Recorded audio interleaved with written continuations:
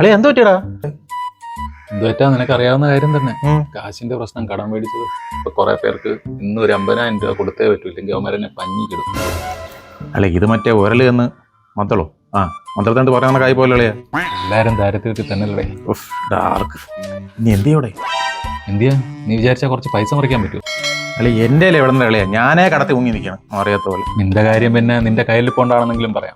ഞാൻ വീട്ടുകാർക്ക് വേണ്ടിയിട്ടുള്ള കടവും മേടിച്ച് അതിന്റെ മണ്ടേ കടവായി. അതെ അത് സംസാരിച്ചത് എന്റെ കൈ ഇരിപ്പം. എടാ ഞാൻ വീട്ടുകാർക്ക് വേണ്ടി തന്നെ വാങ്ങിയത്. നീ അതൊന്നും കൂടുതൽ പറയണ്ട. കഴിഞ്ഞ മാസം ഞാൻ നിന്റെ അടുത്ത് കുറച്ച് പൈസ മറിക്കാൻ ഉണ്ടോ എന്ന് ചോദിച്ചപ്പോഴത്തേക്ക് അതിന് നിനക്കില്ല. എന്നിട്ട് ഗോവയിൽ പോകാൻ വേണ്ടിയിട്ട് നിന്റെ കയ്യിൽ കാശ് മറിക്കാം. എനിക്ക് ഗോവയിൽ പോകണമെങ്കിൽ ഞാൻ തന്നെ മറിയണ്ടേ? നീ തരുവോടെ? നീയേ ഒരു തെണ്ടി. എന്റെ അച്ഛനാണോ തെണ്ടി? തന്തയ്ക്ക് കൊണം. പിന്നെ നീ എന്നെ തെണ്ടി എന്ന് വിളിച്ചോ? എടാ പിന്നെ നാട്ടുകാരെ മുമ്പിച്ചൊന്ന് കൈ നീട്ടി പണത്തിന് നീങ്ങനെ തെണ്ടി എന്നല്ലാതെ ഇവിടെ പണക്കാരാ എന്ന് വിളിക്കാൻ പറ്റൂടെ?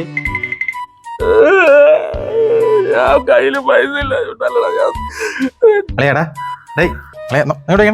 എൻ്റെ ഒരു 50 ഇരിപ്പുണ്ട്. നമ്മളത് അവിടെ പോയി ഒരു ചായയും കുടിക്കുന്നു, ഈ 2 വട അടിക്കുന്നു. എന്താ പറയുന്നു? വടക്ക് ചായ കൂടെ 40 രൂപ, ബാക്കി 10 രൂപ എനിക്ക് തരണം കേട്ടാ. ഇതാണ് പണ്ടുള്ളവർ പറഞ്ഞിട്ടുള്ളത്, എരണം കെട്ടവൻ കരണം മറിഞ്ഞ പെടലി ഒളുക്കും.